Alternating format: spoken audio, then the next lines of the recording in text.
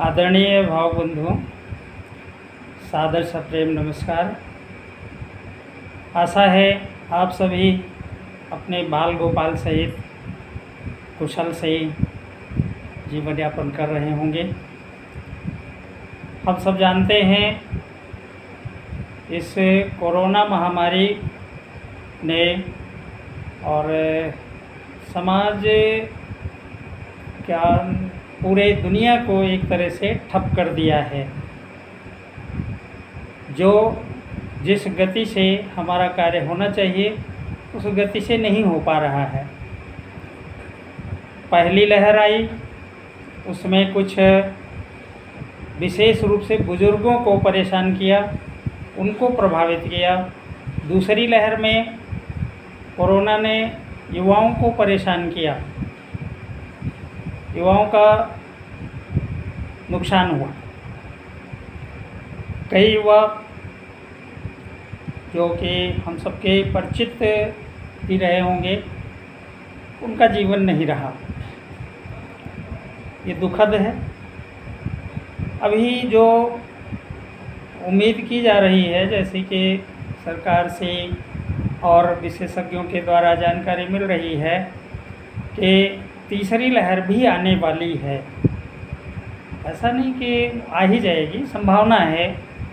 और क्योंकि पहले वृद्धों की बारी थी, फिर युवाओं की, तो ये अनुमान लगाया जा रहा है कि तीसरी लहर हो सकता है बच्चों को प्रभावित करे।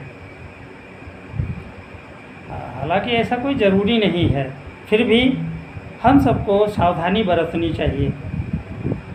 हमें अपनी इम्यूनिटी के साथ साथ बच्चों की, भैया बहनों की, छोटे बच्चे बड़े बच्चे जो भी हैं, उन सब को भी ध्यान रखने की ज़रूरत है। उनको पौष्टिक आहार मिले, किसी तरह का कुपोषण ना हो, और उनको कुछ शारीरिक श्रम हो या नहीं कुछ उस प्रकार का है तो कुछ योग, व्यायाम, प्राणायाम, इस प्रकार का प्रतिदिन प्रातःकाल कराना चाहिए। हम स्वयं भी करें और बच्चों को भी करावें। इससे थोड़ा सा इम्यूनिटी हमारी बढ़ेगी। संभव हो तो प्रतिदिन सुबह चाय के बजाय काढ़ा बनवाएं और उसका सेवन करें। बचाव ही दवा है इसकी कोई दवाई नहीं है। कोरोना हो जाने पर उसकी इम्यूनिटी बढ़ाने की तो दवा है, लेकिन उसका इलाज अभी नहीं मिल पाया है। इसलिए हमको सावधानी ये बरतना है कि हम स्वस्थ रहें, हमारे बच्चे स्वस्थ रहें। अपनी इम्यूनिटी बढ़ाने के लिए हमें कुछ इस प्रकार के उपाय करते रहना चाहिए। साथ ही साथ हमको इस बात का भी ध्यान रखना है कि हमारे बच्चे, उनकी पढ़ाई लिखाई बाधित ना हो। एक ये दुखद समय है कि विद्यालय नहीं खुल रहा है।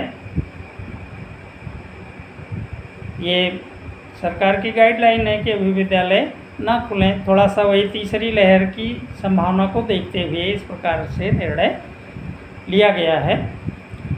तो ऐसे समय में हमको क्या करना है? घर पर भैया बहनों की कापी किताब की व्यवस्था यदि ना हुई हो तो उसे यथाशीघ्र कर दें। और विद्यालय से जो काम मिल रहा है, व्हाट्सएप ग्रुप हर कक्षा का बना हुआ है, उस पर नित्य प्रति काम जाता है। एक दिन में 2-3 विषय का काम जाता है। ऐसे क्रम से तीसरे दिन वो विषय रिपीट होता है। तीन दिन बाद यानी चौथे दिन कार्य रिपीट होता है। तो उस विषय से संबंधित जो भी काम दिए जाते हैं उसको पुस्तक में उस पाठ को देखना, उससे उसको कोरिलेट करना, यानी उससे उसका संबंध बनाना कि ये किस पाठ का है, कौन सा कार्य दिया गया है। उस पाठ को पढ़ने से वो कार्य करना आसान हो जाता है।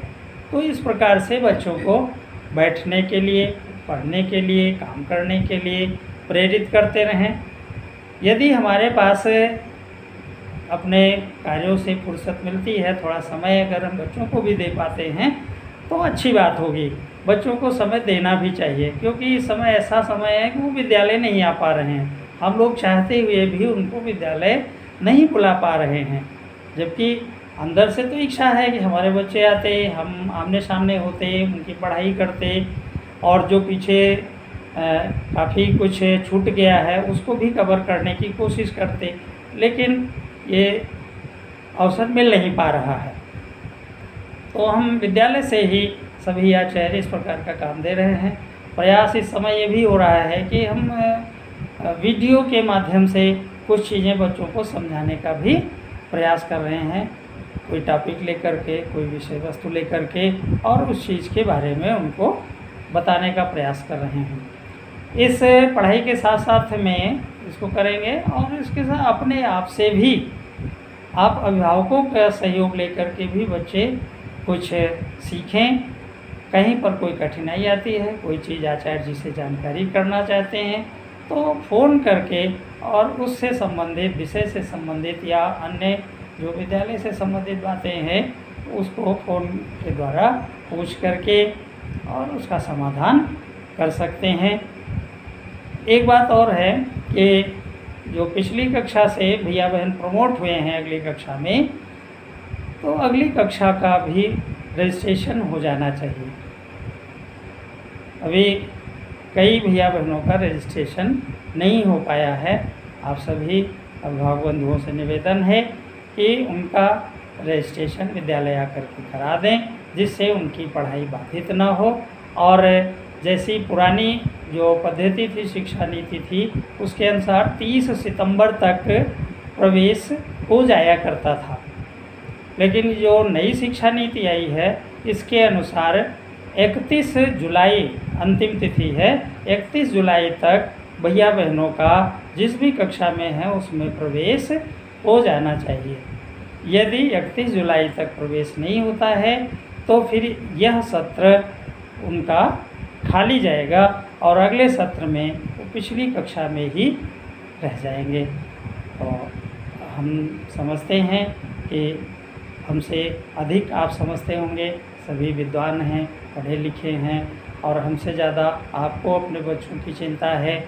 तो इस प्रकार से आपसे एक बार पुनः निवेदन है कि अपने भैया बहनों का, अपने बच्चों का विद्यालय में रजिस्ट्रेशन करावें अगली कक्षा में, और उनकी पढ़ाई को नियमित रखें।